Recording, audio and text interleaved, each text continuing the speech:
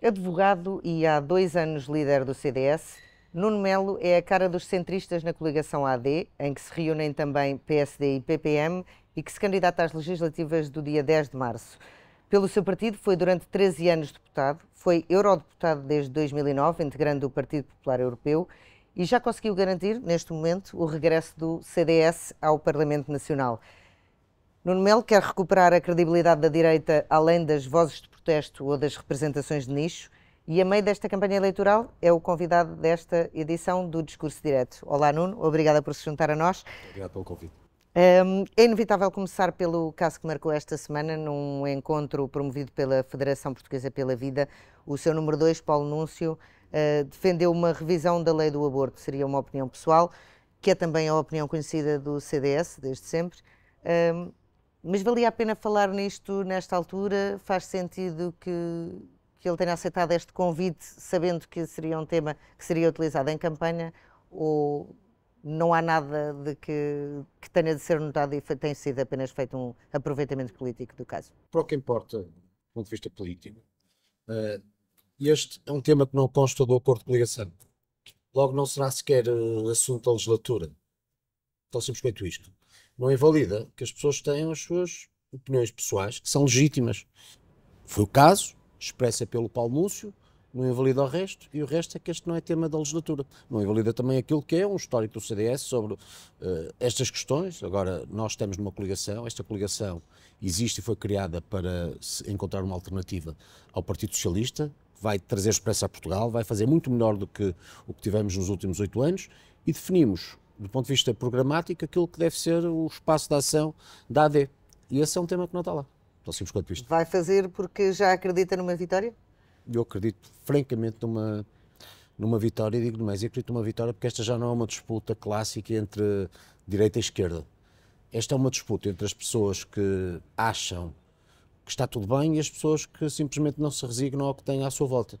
É uma disputa entre aqueles que são de direita e de esquerda, que já não aceitam, numa situação de emergência, chegar a um hospital e ter as urgências fechadas, ou não encontrarem uma consulta ou uma cirurgia que pode depender da sua vida, que não aceitam a instabilidade nas escolas, não aceitam que os seus filhos às vezes não tenham professores ou uma disciplina fundamental para entrarem na universidade, não aceitam que 1 em cada 3 jovens tenha que sair do país, que uma taxa de desemprego seja superior a 20% no que tem que ver com os jovens, e quando encontram um emprego os salários sejam basicamente miseráveis, não se resignam a não ter casa nas suas cidades onde possam viver, não se resignam a 4 milhões de pessoas enfim, no limiar da pobreza, não se resignam a viver com os bolsos vazios porque estão esmagados com impostos de toda a forma e feitio, seja no que tem que ver com o trabalho, seja no que tem que ver com as empresas, e portanto esta disputa é entre estas pessoas, de direita e de esquerda, que não se resignam, e as outras, que eu diria são representadas por um Pedro Nuno Santos, que vai a um debate na televisão perguntar afinal o que é que não funciona.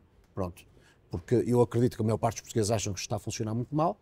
Eu acho sinceramente que a AD vai vencer as eleições e isso tem muito sentido na rua todos os dias. E tem propostas para resolver todos esses problemas? Quais é que são as prioridades que a AD aponta? É, por exemplo, a segurança, de que falava Pedro Passos Coelho ainda agora quando surgiu na campanha? Eu acho que não há área setorial em relação à qual a AD não tenha propostas, e principalmente ao que acontece, contrariamente ao que acontece em relação a todos os outros, todas as propostas da AD são contextualizadas num cenário macroeconómico. E, portanto, nós não nos limitamos a apresentar propostas, a pensar em votos. Nós apresentamos soluções para os problemas do país e quantificamos, dizemos isto é possível, alavancado também numa perspectiva de crescimento que está lá. Dito isto, as prioridades, infelizmente, são muitas. Todas estas, enfim... É que é muita coisa a acontecer ao mesmo tempo. Todas estas questões que lhe refiro, relativamente às quais, e havia muitas outras, os portugueses não se resignam, são questões prioritárias dependendo de quem vive esses problemas. E, portanto... E por isso eu pergunto qual é que eu diria, seguramente, há uma que me parece óbvia e tem que ver com a saúde. E tem que ver com a necessidade de salvar o Serviço Nacional de Saúde e ter-se em conta que, enfim, um doente não quer saber se a ministra, como aconteceu com o Partido Socialista, se exalta ao vir a internacional quando se sente ansiosa. O que um doente quer é ter a certeza que no dia seguinte é tratado. E para isso o Ministro da Saúde, e noto que o Ministro é da Saúde, não é do Serviço Nacional de Saúde, numa base que é de complementariedade, garante que naquilo que é a arquitetura da saúde em Portugal, assegura ao doente uma resposta. E em relação à saúde, enfim, há várias medidas que foram propostas, desde essa complementariedade, retirando a ideologia da saúde, voltando a pensar, por exemplo, em parcerias público-privadas onde funcionam, acabando com parcerias público-privadas. A ministra Marta Temido, ao tempo, transformou hospitais bem geridos e premiados de Braga a Louros em hospitais cheios de problemas, é o voucher de saúde, é a dignificação do exercício da profissão, das profissões na saúde, refiro-me a médicos, refiro-me a enfermeiros, refiro-me a técnicos de saúde, também de dignificação do ponto de vista salarial. Portanto, há muita coisa que tem que ser feita na saúde, mas depois há tudo o resto que está previsto e que é prioritário. A educação, não é? Resolver o problema dos professores. Já assumimos que a questão do tempo de serviço será, o tempo de serviço será reposto faseadamente, consenso, devolvendo também a autoridade aos professores, exigência no ensino. Veja o que aconteceu com os resultados de PISA, e os resultados muito maus que os nossos alunos tiveram, e o problema não foi o Covid, porque nós caímos muito mais do ponto de vista do desempenho. Todos os países caíram em Covid. Mas Portugal caiu muito mais.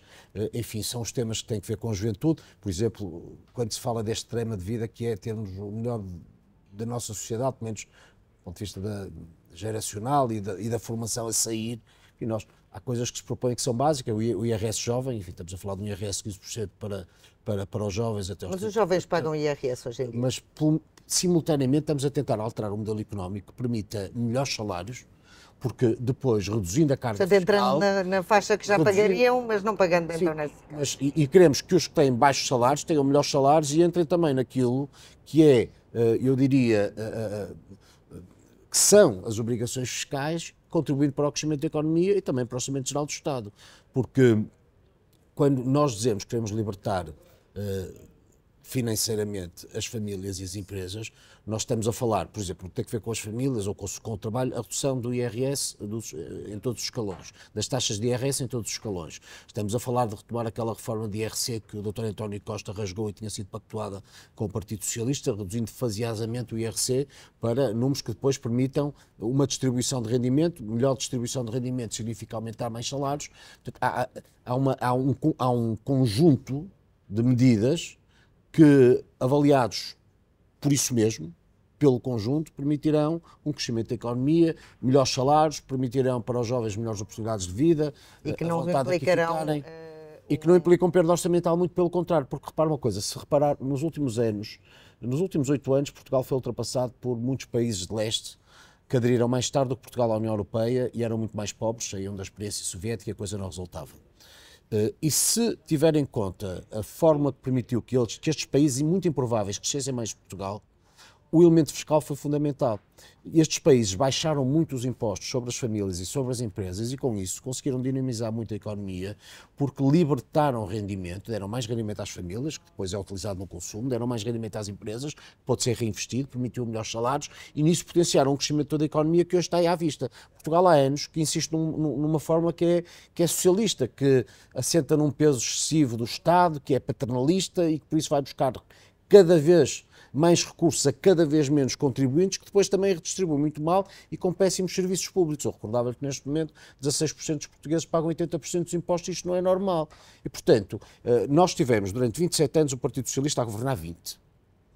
O Partido Socialista não pode dizer que não teve os meios, os instrumentos, os recursos para aplicar a sua visão para a sociedade, para a economia, para o país. Os resultados estão aí. Eu acho que é tempo de conseguirmos uma fórmula muito melhor, que é a que nós propomos, a alternativa é outra, vai fazer a economia crescer, vai aumentar os salários, vai dar dinamismo à economia em Portugal, vai ter coesão social, vai retirar a gente da rua. Temos neste momento 4 milhões de pessoas que vivem num limiar da pobreza, o que é simplesmente uma vergonha, e eu acredito sinceramente, sem as prestações sociais, obviamente, mas enfim, eu vejo-lhe agora, depois de 8 anos, coisas em Lisboa que não tinha visto em outras partes do país, quer dizer, eu acho simplesmente indigno. Nós atravessamos, olha a arruada que fizemos em Almirante de Reis há dias atrás, quer dizer, e de repente, e tem pessoas a viver em tendas, ao pé de igrejas, em parques, coisa perfeitamente indigna. E são famílias de pessoas que têm que ter a proteção do Estado. Isto é uma situação indigna e, portanto, nós não podemos fazer de conta que isto não acontece à nossa volta e não podemos fazer como faz o Pedro Nuno Santos, perguntando, afinal, o que é que não funciona. Olha, neste momento não funciona nada. Quer dizer, funciona, mas funciona tudo mal. Deixe-me só focar aqui um ponto no IRC de que falou. Não acha que é mais importante simplificar o IRC? Porque nós, na taxa que existe, nós até estamos bem enquadrados nas médias, mas depois com todas as coisas que pesam mais sobre o IRC, como as derramas, por exemplo, e com todas as pequenas isenções que se vão multiplicando para criar enfim, vias alternativas para estimular determinadas áreas mais do que outras, não fazia mais sentido simplificar e criar-se uma taxa única, ainda que fosse aquela que existe, ou um pouco maior do que a que existe? Há quem defenda. Nós temos um problema que é de fiscalidade e temos um problema que é de burocracia. E temos, em termos de custo de contexto, a obrigação de vários pagamentos sucessivos, todos somados no final do dia, significam encargos muito grandes que não se conseguem superar. Portanto, aquilo que vai ser feito é relevante do ponto de vista da simplificação administrativa e é relevante também do ponto de vista da redução daquilo que são os encargos fiscais diversos que os trabalhadores e as empresas, as famílias têm que suportar. Isso está contextualizado, está anunciado e eu acredito que no final terá o impacto e o resultado que está, por seu lado, também enquadrado nesse cenário macroeconómico que justifica taxas de crescimento muito maiores do que aquelas que o Partido Socialista prevê. Voltando aqui à parte do apoio social e voltando à entrada de Passos Coelho na campanha, queria perguntar-lhe como é que viu esta chegada de Passos Coelho à campanha da AD e como é que interpreta aquilo que ele disse relativamente à chegada de imigrantes e à forma como temos de controlar melhor quem é que chega. Eu acho que é uma questão de lucidez básica, porque vamos cá ver. Nós temos que garantir que quem entra tem trabalho e tendo trabalho é integrado e sendo integrado é tratado como qualquer cidadão nacional, porque é isso que é suposto. Quem vende a ilusão das portas abertas sem regulação só consegue aquilo que hoje se vê. Quando na Gar do Oriente tem famílias a viver, muitas, de portugueses e de estrangeiros, isso acontece porque não há nenhum controle. Na verdade, o Partido Socialista matou uma gestão regulada dos fluxos migratórios e, com isso, trouxe a indignidade para a vida de muitos que procuram Portugal para terem um futuro muito melhor. Nós precisamos de gente. Precisamos de pessoas a trabalhar, e precisamos de pessoas a trabalhar, eu diria todas elas qualificadas na perspectiva de que o trabalhador indiferenciado também é qualificado numa determinada área. Nós precisamos de pessoas na agricultura, da construção, como estamos a falar de médicos, e estamos a falar de enfermeiros, e estamos a falar de cientistas, e estamos a falar de pessoas altamente diferenciadas, e portanto nós precisamos de gente. Mas aquilo que é normal e que me faz sentido é que essas pessoas tenham um enquadramento laboral que lhes permita contribuir para a sociedade, também pagarem os seus impostos e receberem do Estado o retorno que é devido a qualquer pessoa que queira viver em Portugal. Esta ilusão de que vem tudo de forma desregulada acaba, infelizmente, numa grande desumanidade porque não permite a integração. E, portanto, eu não vejo sequer como é que isso possa ser caso ou assunto ou polémica. Não, porque o Partido Socialista com isso não vende bondade. Pelo contrário, o que entrega são dramas de vida. E são dramas de vida defraudando aquilo que são as expectativas de quem vindo para cá espera um futuro muito melhor.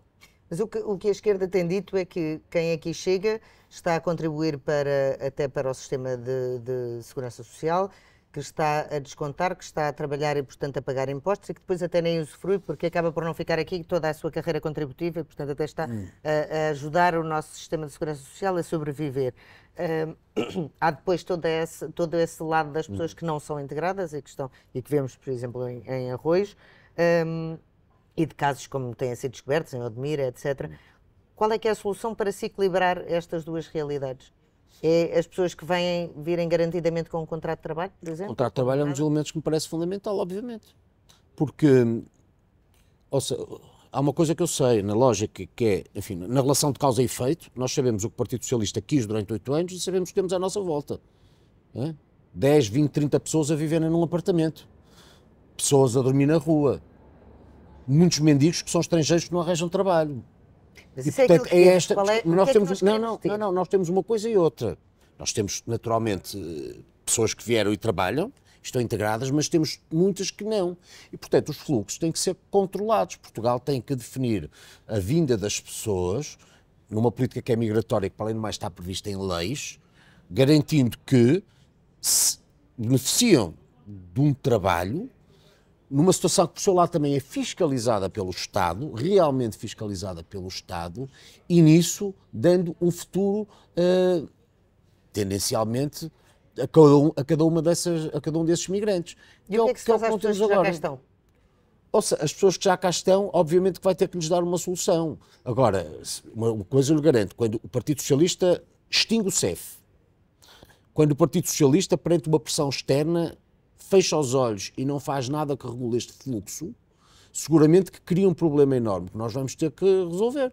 As pessoas que cá estão, tem que se obviamente perceber em que circunstâncias é que cá estão e aplicar a lei. Há pessoas que cá estão que podem ficar cá e há pessoas que cá estão que se calhar não podem ficar cá, como acontece em qualquer país do mundo. Agora, se o Estado não fizer nada, se o Estado não fiscalizar, se o Estado não apurar o que é que acontece em cada caso, seguramente que também não conseguirá alterar circunstâncias, nem do ponto de vista da perspectiva nacional, nem do ponto de vista da situação individual de cada uma dessas pessoas. Quer dizer, o que para mim não é normal é que ter pessoas a desembarcar no Algarve e de repente são colocadas pelo Estado num local e desaparecem e não se sabe onde estão. Portugal, além de mais, tem uma obrigação de controle das fronteiras externas.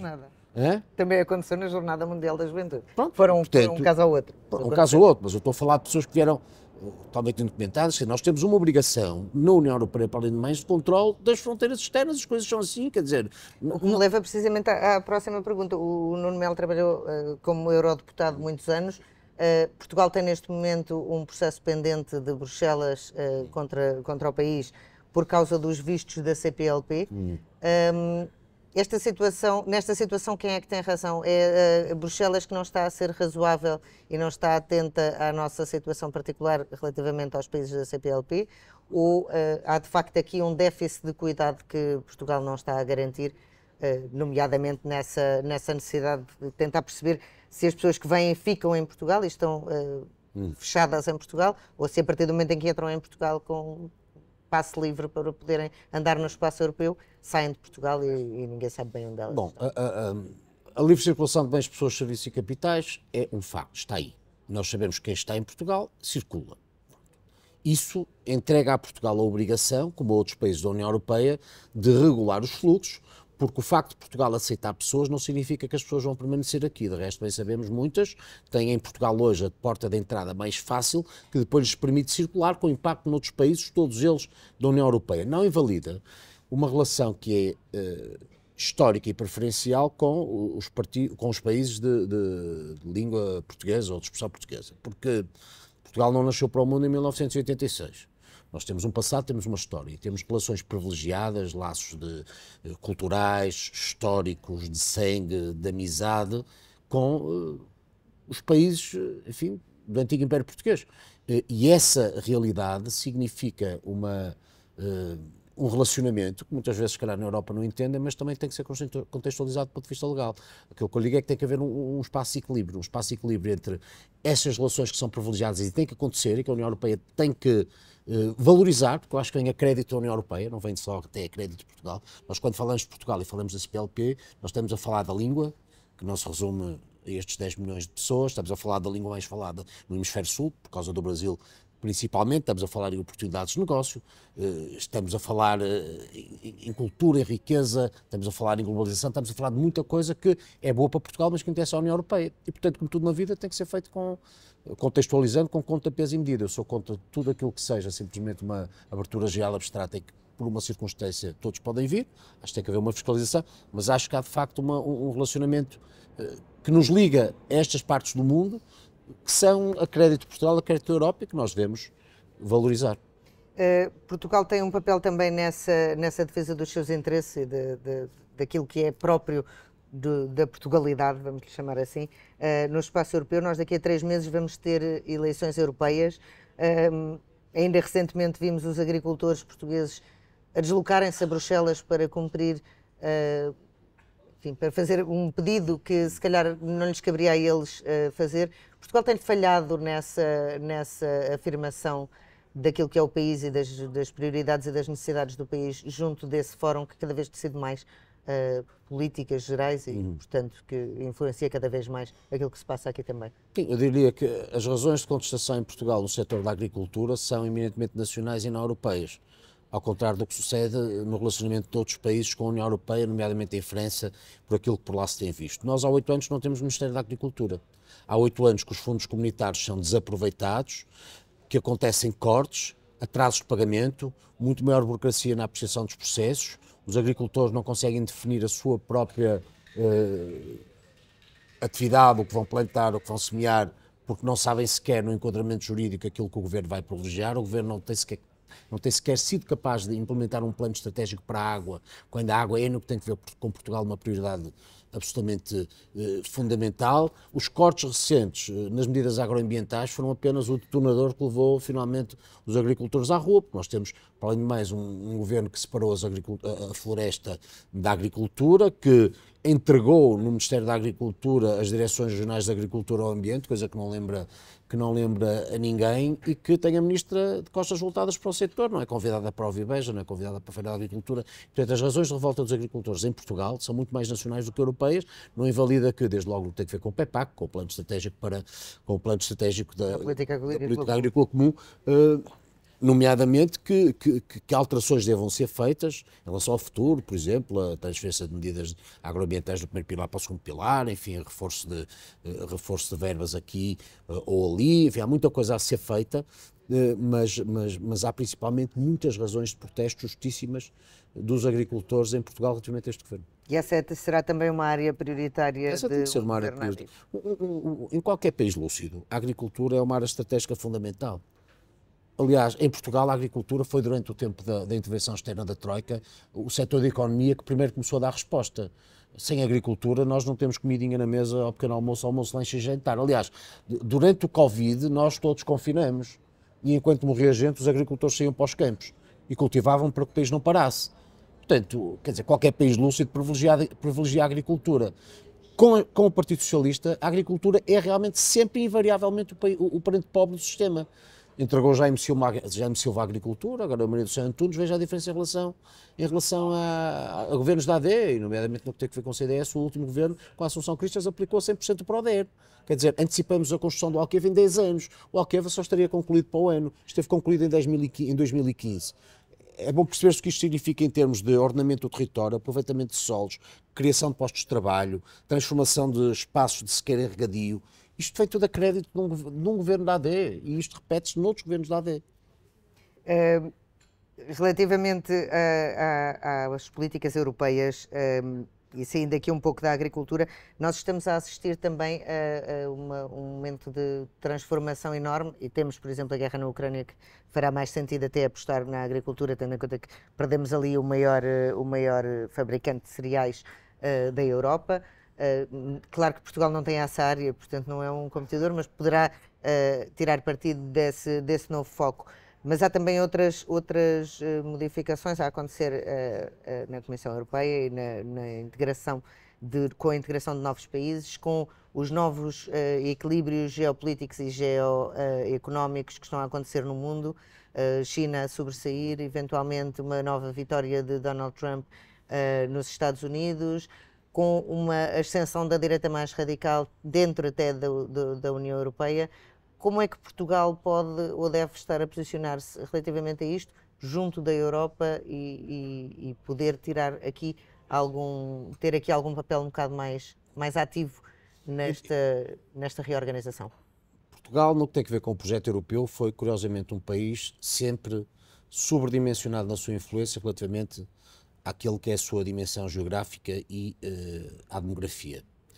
Portugal teve um presidente da Comissão Europeia, com José Manuel Durão Barroso, tem tido tradicionalmente comissários que são respeitados e temos funcionários e técnicos de altíssimo nível nas instituições europeias, e pela sua competência vão também afirmando o novo Portugal, vão afirmando o nome e o interesse de Portugal na União Europeia. Eu acho que a primeira coisa que Portugal tem que continuar a fazer é querer ser, independentemente da dimensão, um partido razoavelmente prevalente no contexto europeu. Depois Portugal tem que privilegiar, como lucidamente sempre fez durante muito tempo, naquilo que é uma estratégia atlântica, ou euro-atlântica. Depois do Brexit, Portugal perdeu um dos seus principais parceiros nessa visão que, na nossa perspectiva, é útil e que liga a União Europeia às Américas, e que tem em Portugal uma porta giratória, porque Portugal, se é periférico na União Europeia, é um país absolutamente central no contexto geopolítico. Portugal está aqui no cruzamento entre a América, entre a África, e em relação à Europa serve de porta de entrada, e tudo isso deve ser aproveitado. Ou seja, Portugal tem, além de mais, Portugal foi sempre, do ponto de vista da diplomacia, um país muito, muito relevante e importante. Mas isso significa que Portugal quer ser muito mais protagonista do que beneficiário. E nós levamos 8 anos num país que não só vive de mão estendida, como aproveita pouco aquilo que lhe é entregue. Veja, por exemplo, o PRR, o Plano de Recuperação e Resiliência. Nós estamos a falar de 22 mil milhões de euros, que neste momento estão com uma taxa de execução supondo que perto de 17%, que é uma coisa absolutamente ridícula, além de mal legislado, E maioritariamente setor público. Pronto. Mas, portanto, nós temos que ter protagonismo na União Europeia, privilegiar a estratégia euroatlântica, aproveitar os fundos comunitários e através disso, através da credibilidade, sermos um parceiro no plano político internacional. E isso está longe de ser, hoje em dia, uma realidade, porque quando nós vemos o que acontece na agricultura, quando nós vemos o PRR a não ser aplicado, quando nós vemos a União Europeia a não estar a processo a Portugal, porque mesmo nos poucos casos em que o PRR está para pagamento, se desconfia e há processos que são instaurados, obviamente que Portugal desperdiça um capital que é antigo, é de há muito e que por estes tempos se nota pouco. Mas isso ainda até do universo financeiro e entrando mais no universo geoestratégico, nós temos neste momento um acordo Mercosul a arrebentar, temos dentro da Europa... Sabe porquê? Em 2009, quando eu entrei no Parlamento Europeu, o acordo Mercosul estava a arrebentar. Eu fui um dos presidentes da delegação para o Mercosul e eu recordo de ir ao Brasil e, por exemplo, falava com os representantes da indústria e os representantes da indústria eram muito a favor da entrada, enfim, do acordo do Mercosul, do acordo da parceria para o Mercosul. Mas depois falava com o governo, na altura ainda um governo da Dilma Rousseff, e notava ali grandes entraves numa economia muito protecionista. Mas neste momento o Brasil é dos maiores promotores. Mas o Mercosul não é só o Brasil. Uma coisa é a parceria entre o Brasil. Eram um dos maiores entraves e agora é um dos maiores promotores. Sim, mas no Mercosul tem outros países que são parceiros improváveis, com problemas internos graves, em muitos casos gerando grandes desconfianças no plano internacional.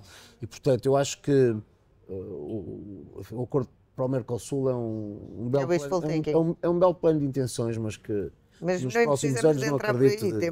Temos uma mudança geopolítica a acontecer no mundo, temos novos equilíbrios das potências, as potências tradicionais já não são as que eram, temos a própria União Europeia com estas mudanças.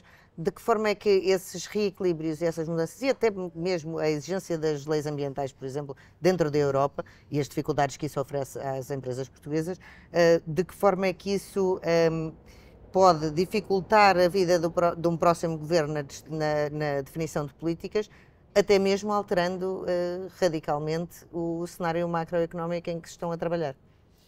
Olha, eu acho que a União Europeia vive em si mesma momentos muito complicados, que apesar de tudo eu acho que afetam assimetricamente os países. Nós vivemos pesadelos permanentes com a guerra na Ucrânia, que nos trouxe a inflação, o aumento da taxa de juro, teve efeitos muito disruptivos do ponto de vista económico e financeiro em muitos países, mais uns do que noutros. Nós temos a incerteza da política norte-americana, com declarações no mínimo exóticas de alguém que pode vir a ser de novo presidente dos Estados Unidos, Donald Trump, e que tem como contraponto alguém que, por razão da idade, também me parece manifestamente débil, tendo em conta aquela que é a tarefa da primeira potência ainda à escala global, mas temos ao mesmo tempo a emergir, na verdade, confirmando-se já, outros protagonistas que rivalizam com os próprios Estados Unidos, começando pela Rússia, mas não nos podemos esquecer de outros países, no caso da Índia, a própria Rússia, independentemente da situação interna, que fazem com que os equilíbrios geopolíticos globais se estejam a alterar muito rapidamente. Deixa de ser bipolar para ser multipolar. É multipolar e esquizofrénico, não é? Eu diria. E se juntar a isto a componente do conflito neste momento em Israel, que também transfere para outro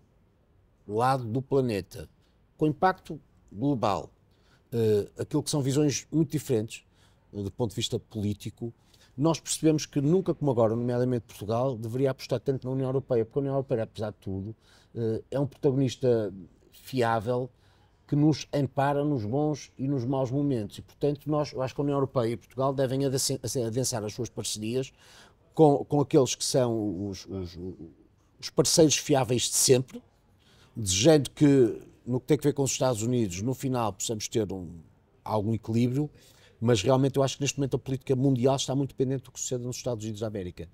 Não é indiferente que no final de uma disputa eleitoral Donald Trump ou Biden, sendo os candidatos finais a eleger, Para onde quer que penda, não vai correr bem. Pensam, pois, para onde quer que penda, o resultado não será propriamente extraordinário. E por isso faz sentido a União Europeia estar, por exemplo, a reforçar o seu orçamento e as suas... Para a defesa, desde logo. Exatamente. Para a defesa, desde logo, e cumprindo-se a meta dos 2% de investimento na defesa, coisa que Portugal não faz, num esforço também é muito assimétrico, que levou, por exemplo, depois do disparate mais recente de Donald Trump sobre a invasão pela Rússia de países que não pagam para a NATO, pelo menos o reconhecimento do secretário-geral da NATO de que os países têm que fazer muito mais na NATO que não os Estados Unidos em matéria de defesa, porque nós sabemos que países como a Polónia se investem muito acima dos 2%, temos países que investem muito menos, caso da Espanha, que suponho que está em perto de 1%, e Portugal também está abaixo dos 2%. Portanto, Portugal, enfim, os países da NATO devem investir na NATO, particularmente os países da União Europeia que estão na NATO. Essa é uma obrigação, porque quanto maior a instabilidade, maior a certeza de uma instituição, uma aliança que tem garantida paz à escala global, digamos assim, independentemente de conflitos pontuais, desde 1945, isso não é coisa pouca, não é? E mesmo agora, com a intervenção, enfim, com a invasão da Ucrânia pelos russos, percebemos como a NATO acaba por ser útil, de moribunda passou a bem necessária e sirva isto ao menos para voltar a redefinir as prioridades com lucidez, não é? Não, longe do wishful thinking da situação que gostaríamos de ter e mais conscientes da situação efetiva que temos. Vamos voltar a focar-nos em Portugal. Quais é que são as soluções da AD para resolver a crise demográfica que estamos a atravessar e que evidentemente é comum a toda a Europa, mas é pior em Portugal. Portugal é o terceiro país mais envelhecido do mundo. Todos os anos 40% dos novos licenciados saem de Portugal. Temos uma população muito envelhecida e com muito pouca qualidade de vida a partir dos 60 anos.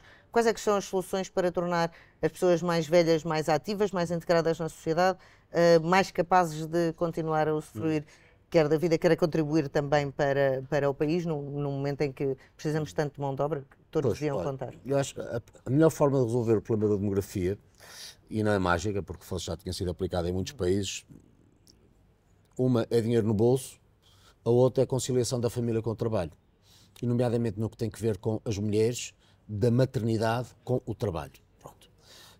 E nós neste momento não temos nenhuma coisa nem outra de forma eficaz. Em primeiro lugar porque os salários são muito baixos, quando os salários são baixos, muito baixos, as pessoas não têm filhos porque não os podem sustentar. E depois temos inúmeros entraves à conciliação da vida familiar com o trabalho e particularmente da maternidade com o trabalho.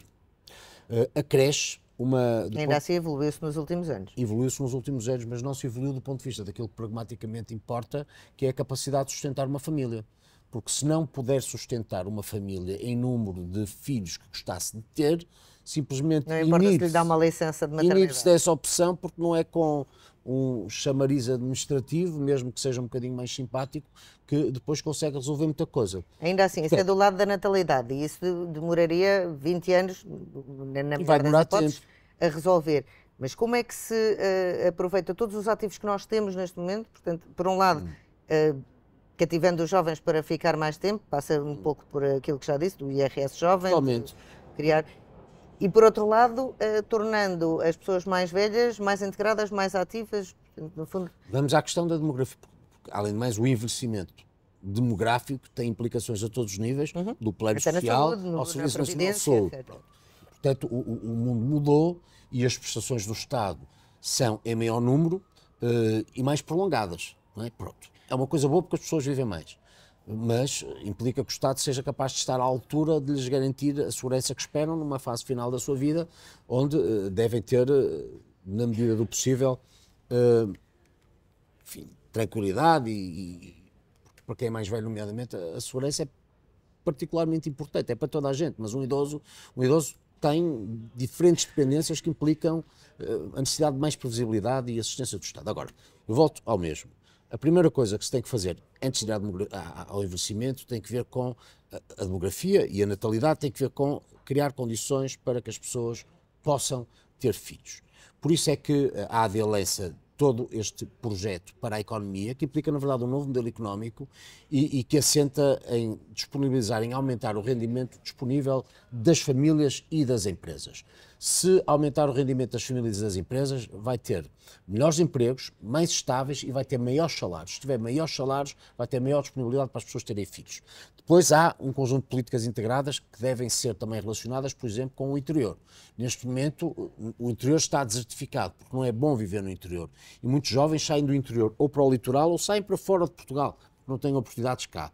Portanto, criar condições de atratividade do ponto de vista administrativo, do ponto de vista financeiro, do ponto de vista do investimento, do ponto de vista demográfico no interior, será outro impulso. Depois também pela via administrativa, garantir que ser mãe não impede que uma mulher tenha uma carreira. E isso em Portugal hoje em dia, independentemente dos grandes discursos e de muitas proclamações, muitas vezes não acontece. Não é fácil ser mãe e ter uma carreira. E depois isto tudo conjugado com o envelhecimento, termos em conta que, se calhar, quanto mais cedo as pessoas que envelhecem consigam libertar empregos, mais os jovens mais cedo conseguem aceder ao mercado de trabalho para condições que são mais favoráveis e o Estado, por outro lado, tendo a obrigação de amparar essas pessoas mais velhas, o que passa por muito mais. Passa depois também por, no que tem a ver com creches, o Estado assegurar que uma família que tem filhos tenha onde deixar os filhos para poder ir trabalhar e não tem nisso uma componente de despesa que é muito relevante neste momento, sendo que neste momento não encontra sequer muitas vezes onde deixar os próprios filhos. As creches gratuitas não existem? Sim, e muitas vezes onde existem tem creches que são, tem lugares em creches que são entregues a pessoas que estão em situação de desemprego e portanto estão em casa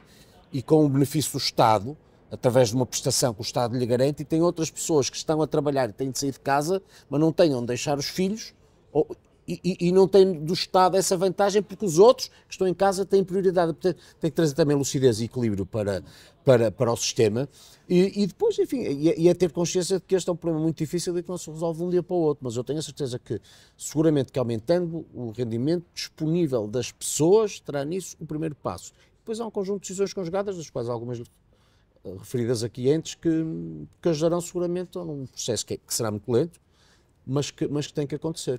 Portugal é de resto dos países que mais, onde se tem menos filhos, e é também um dos países onde se envelhece muito. Estamos a ver os efeitos disso. Essas alterações, muito assentes no modelo económico, vão muito ao encontro daquilo que tem defendido a CIP, que tem defendido também a Associação Business Roundtable Portugal. Ainda há uma semana, Pedro Soares dos Santos lançou o repto se Portugal queria ser a Califórnia da Europa ou a Cuba da Europa. É por aí também que a AD se posiciona, em transformar Portugal pela Califórnia da Europa. Manifestamente, muito embora não falte por aí quem gostasse de ter em Portugal a Venezuela, quando não a Cuba, mas pelo menos a Venezuela da Europa, para avaliar como os defendem. Vamos entrar na fase final desta entrevista, os últimos 5 minutos, e vou-lhe pedir aqui umas respostas um bocado mais rápidas. Imagino também não querer gastar muito tempo com elas. Já negociou com Luís Montenegro qual será a sua posição no governo se há de vencer as eleições? Não. E tem alguma em perspectiva? Ainda não. E que gostaria de assumir? Ainda não. Ou não quer dizer? Eu sinto-me habilitado a desempenhar muitas funções. Acho que o importante neste momento é vencer as eleições e garantir que a AD governa. Depois há alguém que vai ser primeiro-ministro, que é o Luís Montenegro, que tem a competência de definir os diferentes ministérios, as diferentes pastas e os titulares de cada uma delas. Quando se estiver a conversar sobre isso, certamente que se conversará, mas o facto de não se ter conversado sobre isso até agora mostra como o projeto de país é muito mais importante do que a simples representação partidária num elenco governativo. E ainda não se falou em nenhum caso, Não. incluindo Paulo Núncio para as finanças. Não. Para as finanças. Quantos deputados é que espera eleger pelo CDS nesta coligação? Eu acredito que o CDS elegerá 4 deputados nestas eleições. E serão para ficar na Assembleia? Acredita que este Sim ou não, dependendo do que não os casos específicos. Eu digo que este interregno de ausência do Parlamento... Sim, não tenho dúvida. Se há coisa que o CDS fez desde 2022 foi aprender com os erros, falar para fora, tentar resolver os problemas do país, trazer os melhores quadros, unir as pessoas e, através disso, pela credibilidade, no futuro, acreditando que o que sucedeu em 2022, janeiro, foi conjuntural, não foi estrutural. Pronto. E, portanto, eu acredito que o CDS voltará para ficar. A democracia portuguesa ganha muito com isso, pelo menos. As eleições, as sondagens a que temos assistido nos últimos dias têm dado uma tendência de vitória para a AD. Há, porém, ainda muitos indecisos e que podem determinar uma inversão daquilo que se tem visto nas sondagens. O que é que se está a custar ao fim destes 8 anos, 4 de geringonça e depois 4 menos estáveis, mas com grandes problemas criados? O que é que está a custar tanto às pessoas para inverterem a sua posição? Para começar, tem sondagens para todos os gostos. Em segundo lugar, eu acredito que a AD vai fazer muito melhor do que as sondagens, e recordo o que aconteceu no exemplo mais recente nos Açores, em que o Partido Socialista venceria e o Partido Socialista perdeu. E, na verdade, as sondagens até acertariam se tivessem invertido o resultado entre a AD e o Partido Socialista. Mas não sei porquê, insistem sempre na prevalência do Partido Socialista, pelo menos neste caso enganaram-se. Também já aconteceu outros casos em que não, mas nos casos não há vitória AD, noutros casos não empates técnicos, e a única coisa que eu peço às pessoas é que percebam que as eleições se ganham votando. A grande sondagem há de ser no dia 10.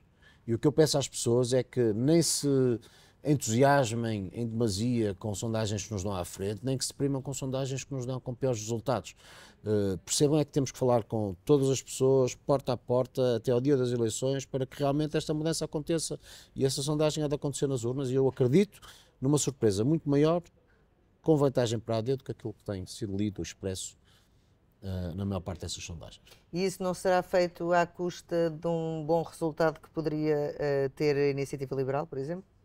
E, portanto, tirando aqui algum que eu peço, parceiro. Não, o que os portugueses devem querer é reforçar realmente aquilo que é o resultado da AD, porque devem, para além de mais, retirar dos Açores, enfim, a lição sobre o que significa ter a AD muito dependente daquilo que tenha que fazer com outros.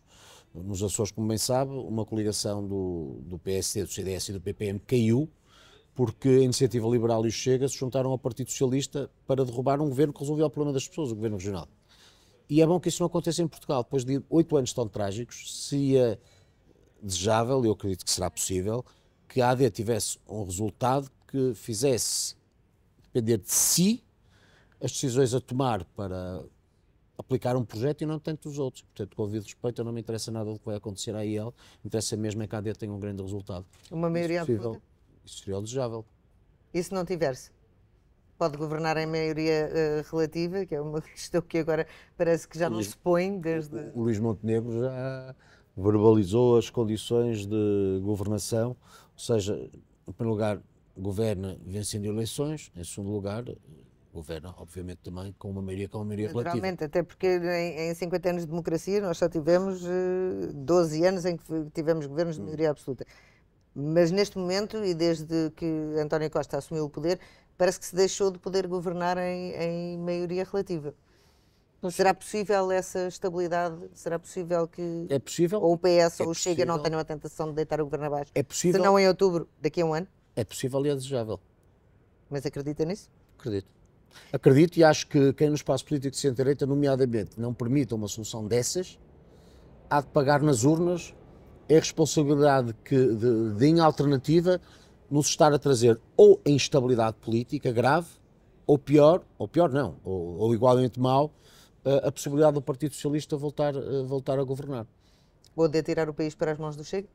Se for o PS a deitar o governo abaixo? Isso não vai acontecer. Portugal Os portugueses são demasiado lúcidos para não perceberem tudo aquilo que esse partido, que é de facto populista e radical, manipulando as emoções alheias, pretende. E o que pretende não é resolver problema nenhum. É exacerbar desamores e, à volta disso, tentar algum ganho político. De resto, eu, já agora, a esse propósito, não me venham com a conversa das direitas, e é por isso que eu insisto sempre que esse partido não é um partido de direita, é de facto um partido populista radical, porque um partido que quer mais Estado, mais taxas e mais impostos, um partido que quer a TAP nacionalizada a viver com os impostos dos contribuintes, um partido que quer o PRR transformado em subsídios ao arrendamento, um partido que quer o Estado fiador de empréstimos alheios, um partido que quer de repente as forças de segurança a fazerem greve e com secções partidárias dentro dos quartéis, não é seguramente um partido de direita. um programa assim está muito mais próximo do programa do Partido Socialista ou do programa do Bloco de Esquerda do que do programa da AD. Portanto, quando se fala de direitas, isto também deve ser contextualizado e os portugueses vão ter uma oportunidade, que é, nós infelizmente não temos eleições à francesa, não é? Não podemos votar primeiro no protesto e depois na mudança, e as pessoas que têm todas as razões para estarem revoltadas têm de perceber que têm que transformar a sua revolta em mudança e numa nova esperança para Portugal. Se estiverem a transformar a revolta em protesto, que não resolve coisa nenhuma, no dia seguinte estarão a prejudicar o seu próprio interesse. Esta é uma eleição realmente em que há duas alternativas. Quem achar que as coisas estão bem, vota no Partido Socialista. Quem não se resignar, como no início da nossa conversa lhe dizia, e quiser um governo diferente, com outro projeto político, vota na AD. Para cada governo, os votos não devem ser desperdiçados no protesto. Cada voto no protesto dos extremismos radicais só deixa o PS mais próximo de governar. Eu acho que é isso basicamente. Mas o voto de protesto é o terceiro, ou o protesto é o terceiro partido mais votado neste momento e com tendência a triplicar os votos. Isso... E em França, onde há esse percurso, o voto de protesto está prestes a ganhar as eleições. E por isso é que eu lhe digo que respeito tremendamente os eleitores, não significa que veja grande vantagem no partido. Porque significa muito aquilo que eu combato. Na verdade, o que me separa desse partido é, em certa medida, a ideia de democracia e a ideia de liberdade, não é? Pronto. E eu, como sou um democrata radical e acredito profundamente na defesa da liberdade, minha e dos outros, tenho nisso quase uma posição dogmática. No resto, os portugueses escolherão. Eu respeito muito os eleitores e acho que os eleitores saberão ser clarividentes ao ponto de fazerem a opção certa no dia 10. Acredita que é possível uma maioria absoluta da AD? Eu acredito. Muito obrigada, Nuno Melo. E desejo. Obrigada, Nuno Melo, por esta entrevista. Por nós é tudo. Estamos de volta na próxima semana.